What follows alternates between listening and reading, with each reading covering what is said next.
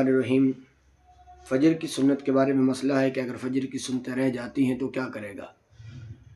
اس نے سنتیں ادا نہیں کی، نماز کھڑی ہو گئی تو نماز کے فوراً فرض پڑھنے کے بعد ادا کر سکتا ہے تو یا نہیں کر سکتا۔ یاد رکھیں کہ مسئلہ یہ ہے، جب اس کی فجر کی 2 رکعتیں فوت ہو جاتی ہیں تو اب وہ نماز فرض ادا کرنے کے بعد فوراً اس کو ادا نہیں کرے گا۔ امام صاحب کے نزدیک اور امام یوسف علیہ الرحمہ کے نزدیک اگر سورج طلوع بھی ہو جائے پھر بھی ادا نہیں کرے گا، لیکن امام محمد علیہ الرحمہ فرماتے ہیں کہ ان کی قضا کرے گا، کیونکہ نبی کریم علیہ السلام کی جب نماز فجر ادا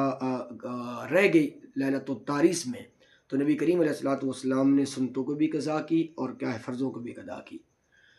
تو امام صاحب فرماتے ہیں کہ فجر کی سنت اس وقت قضا کرے گا اگر اسی دن اس کی نماز بھی فجر بھی رہ گئی ہے، فرض بھی رہ گئے ہیں اور اگر سنت بھی رہ گئی ہے۔ تو خلاصہ مسئلہ یہ ہوا، اگر کسی آدمی کی فجر کی نماز رہ جاتی ہے، سنت بھی رہ جاتی ہیں، فرض بھی رہ جاتے ہیں،